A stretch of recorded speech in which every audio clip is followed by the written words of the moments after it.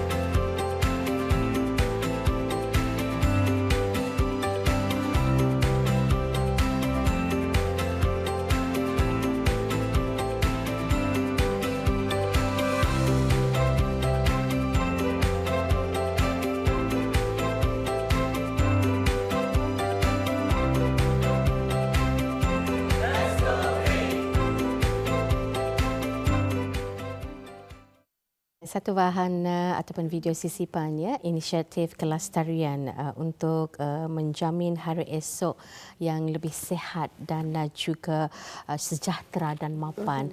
Jadi ini yang kita bawakan dalam tindakan iklim ya, memperkukuh kesihatan dan kelestarian, usaha penjagaan kesihatan tahan iklim di Brunei.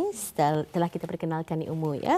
Kita hadirkan Timbalan Pengerusi dan Ketua Pasukan Petugas Kelestarian, Kesihatan dan Iklim dari Kementerian Kesihatan Kesihatan Yang Mulia Pengiran Dr. Nur Afizan binti Pengiran Haji Abdul Rahman. Ya. Jadi kita akan terus juga ni mengajukan beberapa soalan ini setelah menyaksikan satu video sisipan. Mungkin kita tidak sabar sebenarnya ingin mengetahui apa langkah-langkah mitigasi yang ada dirangka di dalam task force perkumpulan kelestarian kesihatan dan juga iklim ini. Dalam hal ini mungkin Yang Mulia Doktor dapat menerangkan ya apa sebenarnya yang memberi inspirasi kepada penubuhan inisiatif kelestarian dan di dalam Kementerian Kesihatan ini. Menjunjung, Doktor. Thank you.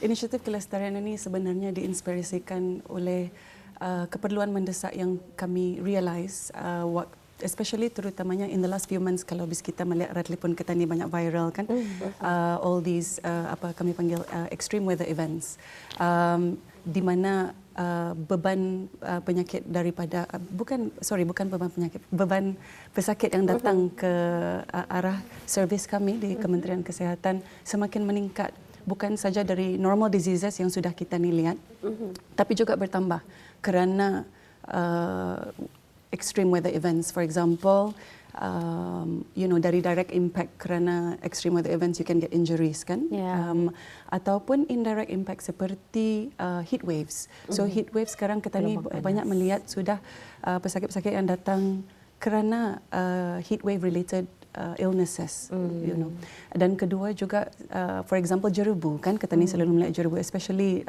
during certain seasons, di mana kita ni melihat isu pernafasan ini semakin meningkat seperti asma, yang macam itulah. Jadi keperluan mendesak ini kami realise that kerana extreme weather events yang semakin rapat kita ni alami, kami perlu mengukuhkan kekuatan Kementerian Kesihatan ataupun kami punya health services. Adakah kita ni ready untuk menerima beban yang bertambah yang akan datang ini. And on top of that, adakah kami punya budaya-budaya atau amalan kerja kesihatan kami ini lestari, maksudnya sustainable. Bolehkah kita ni bertahan? Itulah dari sana, and also menyahut juga seruan daripada WHO ataupun World Health Organization, di mana mereka ingin kalau boleh semua sistem kesihatan di dunia ni semakin kukuh untuk menangani masalah yang akan datang, dan juga kami ingin menjunjung titah ke bawah duli, di mana kami ingin memastikan nilai-nilai kelestarian ini mula diserapkan dan diamalkan di dalam kesihatan kami lah. Jadi memang satu inisiatif yang sangat baik kepada masyarakat, dan mungkin juga boleh dijelaskan kepada penonton ni apakah hubungan di antara perubahan iklim dan juga kesihatan awam. Silakan. Ya, actually soalan ini sering diajukan, and sebenarnya hubungannya ni sangat rapat. Kan cuba kita ni bayangkan kalau ada extreme weather events, you can get into accidents atau kita ni boleh cedera. Itu baru direct impact. So sebab itu obviously patients ini perlu menerima rawatan kan. Jadi kami perlu menyambut pesakit-pesakitannya. And then kedua, yang impact yang bukan sering kita ni lihat lah, like I said before, seperti dari heat waves ataupun isu pernafasan kerana jerebu yang semakin rapat sekarang ini kita ni lihat. So kes-kes penyakit ini yang ada ni menerimanya bukan orang lain kan. Of course it's perkhidmatan kesihatan. Betul. Jadi kita melihat di sini bahawa krisis global yang berhubung kait dengan iklim itu memang cukup rapat dengan impak kepada kesihatan, dan bukan hanya menipukan kepada penyakit-penyakit berjangkit yang seperti kita ni maklum, tapi kepada non-communicable diseases juga. Kan? Jadi sesuatu hal yang perlu ada kesedaran pada diri kita. And actually itu impact yang indirect. So yang tadi saya sebutkan adalah impact yang direct. So impact indirect maksudnya kalau kita ni panas, jarang kita ni keluarkan, jarang kita ni membuat exercise apa. So we stay dalam rumah. And dalam rumah choices makanan tadi kadang-kadang kurang sehat. Betul. So so artinya boleh meningkatkan NCDs kita ni lagi. Exactly, obesity, diabetes, etc. So ini beban yang belum yang akan bertambah lagi sekarang. Itu yang kami concern ingaukanlah lebih ya. ingaukan. Jadi di sini kita melihat betapa ke depannya agensi perkhidmatan kesihatan kita ni iaitu Kementerian Kesihatan memikirkan kemaslahatan rakyat dan juga penduduknya, dan kita ingin mengetahui apa sebenarnya cabaran utama Kementerian Kesihatan khususnya kalau melihat negara kita ni Brunei berkait dengan perubahan iklim dan juga kesihatan. So cabaran pertama yang seperti saya bincangkan tadi adalah impact kesihatan, direct, indirect, including increasing beban penyakit yang kami akan menerima di masa depan. Cabaran kedua yang akan kami hadapi adalah mengubah habits, mengubah amalan-amalan kita ni supaya menjadi lestari. For example, I think teman-teman saya akan ketawa kali kalau mendengarannya sebab saya sering bercakap tentang imagine saja kalau kita ni boleh mengubah diet kita ni jadi vegetarian sehari saja seminggu. Wah, cranky. Just one day saja. Indah banyak kan tu. Jangan makan daging. Satu hari saja dalam seminggu. Imagine the impact is actually sangat besar kepada tu per person ya. So jadi saya tadi ada mengkalkulate sekejap. Kalau vegetarian diet carbon dioxide punya release is less than 2 kilograms per person. Tapi kalau requirementnya per kilogram of makanan itu, tapi kalau daging for example, lebih 13 kali ganda just for 1 kilogram of that daging.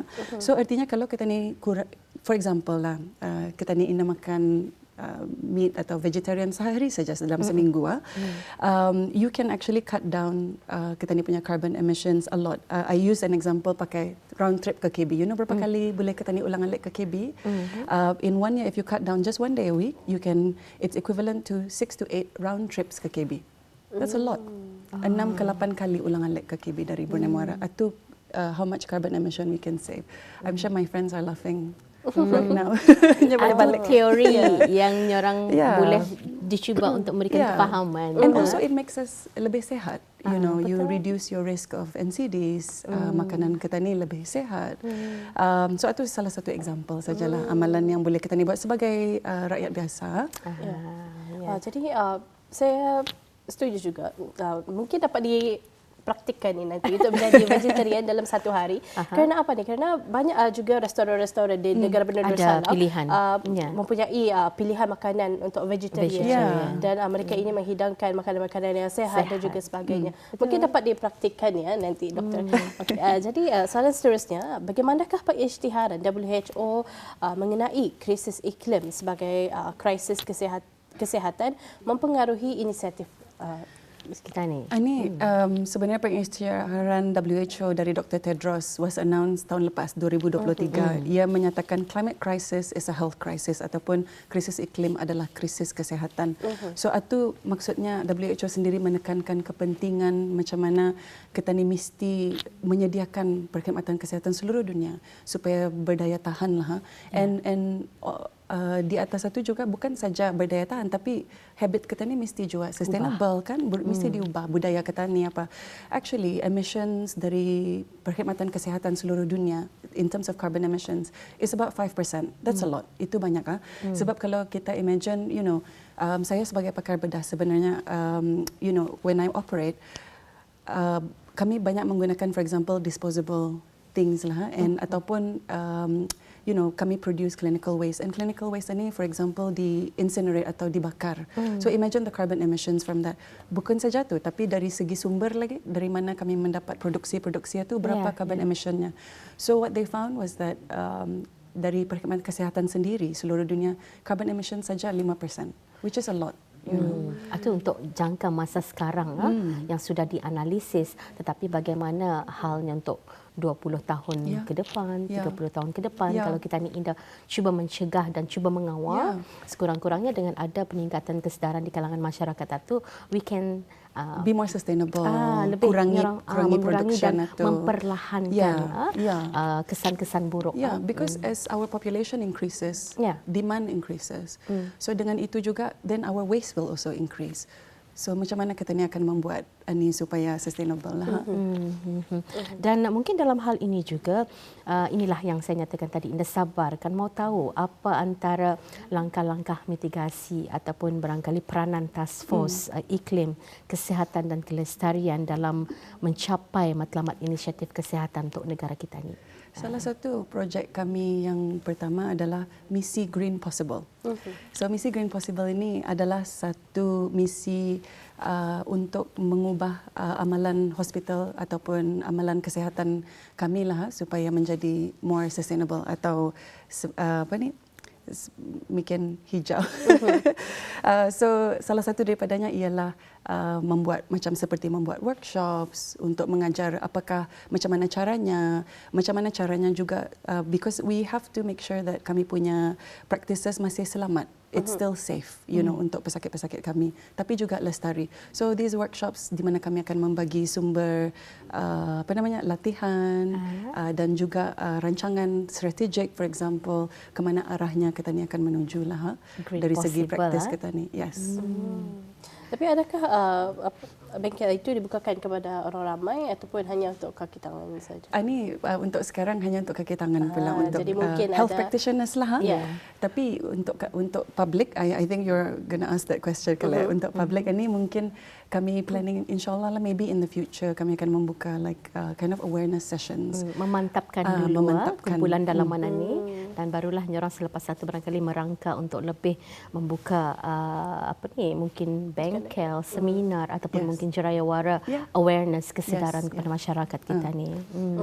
Jadi soalan seterusnya, bolehkah Puan jelaskan lagi mengenai dengan misi Green Possible dan apa yang ia maksudkan untuk masa depan penjagaan kesihatan di negara Brunei Darussalam? Well, seperti yang saya cakapkan tadi, misi Green Possible ini inisiatif kami untuk mengubah amalan kesihatan kami kan, praktis health practices kami lah. And dengan mengintegrasikan amalan ini dalam budaya kerja kami, kami berhasrat untuk memastikan bahawa kelestarian itu sebahagian daripada identiti kami sendiri. Sebenarnya it's mostly culture change lah yang saya, I'm sure you also realize how difficult, macam mana susahnya sebenarnya untuk membuat itulah. So kami berharap dengan aktiviti-aktiviti ini boleh menginspirasikan orang lain lagi di dalam any bidang kesihatan untuk membuat perkara yang samalah. Mungkin dapat diberikan contoh.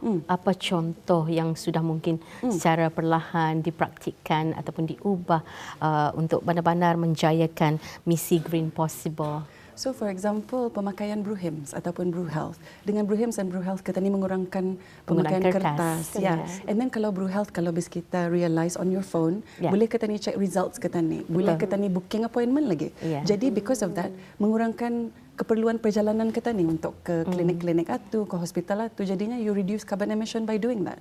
Just by pressing on your phone saja. Dengan adanya berbagai features di dalam aplikasi BruHIMS satu. Itu contoh yang ketara apa yang dimaksudkan dengan usaha Green Possible, misi Green Possible yang diusahakan oleh Kementerian Kesihatan. Dan mungkinkah juga Doktor ada amalan lestari yang tertentu yang sedang masa ini dilaksanakan dalam sistem penjagaan kesihatan kita ni di Brunei? Bagaimana selain daripada BruHIMS? Ada lagi macam imaging yang digital, and then seperti saya nampak banyak klinik sekarang ni ada petanda tutup lampunya kalau anda memakai, tutup aircon kalau anda memakai. That's already very important, and actually itu dari protokol hijau dari Brunei Climate Change Office sendiri. So kami memang in a lot of offices ataupun klinik ada bertampal tu warning ataupun bukan warning, amaran atau peringatan. And juga air especially, tutup pipe itu mestinya dibuka all the time, for example lah. Lebih kepada persediaan amalan-amalan cara kerja kita ni lah tu, untuk lebih mengurangkan penggunaan dan juga itulah pembaziran. Betul sekali. Nampak singkat dengan peringatan yang diberikan daripada bot-bot notis tersebut, tetapi sebenarnya ia memberikan impak yang besar, cukup besar kepada kehidupan kita. Di sini pun saya nampak actually ada tanda-tandanya bagus pula. Saya rasa ia memang di aplikasikan ataupun dilaratkan menyorang pesanan-pesanan khidmat masyarakat itu di seluruh jabatan-jabatan kerajaan. Umpamanya barangkali kalau ada di bangunan-bangunan kerajaan yang tidak ada missionaries yang memerlukan penjagaan, nyorang itu selepas waktu bekerja sudah ditutup. Hanya beberapa lampu sahaja dibuka. Seperti penghawa dingin pun ditutup. Hanya waktu orang bekerja baru tadi buka semula. Jadi sama-sama sebenarnya tanya itu tanpa disedari sudah bekerjasama. Sudah di dalam kita ni punya punya budaya. Budaya.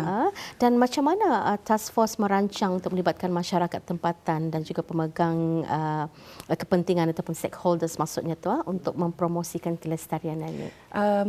So kami merancang untuk melibatkan masyarakat secara aktif lah. Nanti sudah we are more comfortable dengan workshop-workshop untuk pegawai-pegawai kesihatan ini melalui bengkel, kempen kesedaran awam dan kerjasama dengan organisasi yang sudah membuat kerajaan ini lama sudah.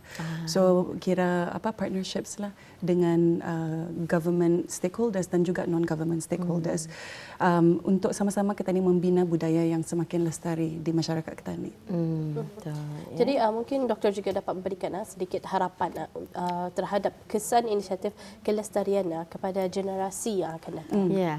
Actually, itulah sebenarnya the main reason kenapa kami membuat ini. Yeah. Sebenarnya harapan kami usaha ini untuk mempertahankan perkhidmatan kesihatan kita ni ataupun supaya kita ni menjadi lebih sihat untuk generasi yang akan datang. That's the main reason why we are very passionate about benda ni lah. And kami berharap that dengan investment yang kami taruh untuk memastikan kedaya tahanan ini dan generasi akan datang boleh juga merasai nikmat kami punya kesihatan dan juga keamanan perkhidmatan juga dan perkhidmatan kesihatan juga. Betul lah. Kalau bukan kita ni yang masa sekarang sudah menyediakan bagaimana generasi akan datang menikmati hasil tersebut. Sebenarnya ia berurutan. Apa yang kita nikmati sekarang hasil usaha dan kerja keras generasi sebelumnya. Sebab itu kita ni masih aman, sejahtera, merasa ada kemudahan tersebut. Dan apa yang kita buat sekarang tidak ada jauh bezanya dengan generasi sebelumnya, semata-mata untuk generasi akan datang. Ia bertimbal balik ini perlu juga diusahakan balik. Jangan saja ia terhenti di generasi pada masa ini. Itulah yang kita ni harapkan agar generasi lebih peka lagi, lebih cakna lagi mengenai dengan perubahan iklim yang sekarang ini berlaku bukan saja di negara Darussalam malahan di seluruh dunia. Ya. Bagi pandangan doktor sendiri, apa yang orang ramai masyarakat kita ni boleh buat dalam sama-sama menyumbang, menyokong dan turut sama mengusahakan inisiatif yang dilakukan oleh Kementerian Kesihatan ini? Bagi saya, orang ramai boleh menyokong dengan mengamalkan amalan lestari dalam kehidupan sendirilah. Seperti yang tadi kita ni cakap, kurangilah pembaziran-pembaziran itu, okay? And juga pilihlah choices makanan yang lebih sehat kalau kita ni dapat exercise di luar, because that will affect your health. And ultimately keperluan kesehatan kita ni itu penting kan. Kalau kita ni sihat, macam mana kita ni akan menjalankan kerja, macam mana kita ni akan menolong generasi akan datang.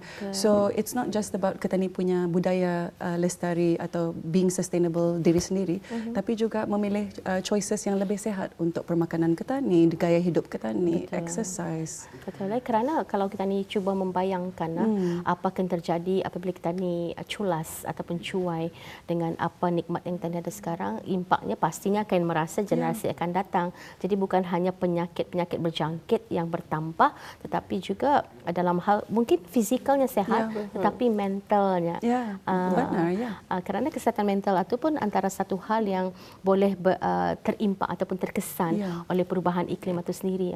Kalau kita ni cuai sekarang, mungkin saja generasi ataupun anak cucu cicit kita ni indah merasai bekalan air yang bersih, sumber makanan yang selamat, perlindungan yang mungkin tidak dapat dijaminkan. Itu antara impak-impak yang boleh sekarang kita fikirkan tu. Dan juga habit kita ni sekarang, generasi akan datang kita ni, anak-anak kita ni atau anak saudara kita ni, anyone mereka akan melihat kita sebagai contoh. Jadi kalau kita ni membagi contoh yang indah bagus, kan diikuti. So we have to be example itulah. Indah, mengapa ada silap tetapi boleh cuba perbetulkan dan usai kembali cara hidup, gaya hidup. And we can help each other, boleh tolong sesama sendiri kan. Betul ya.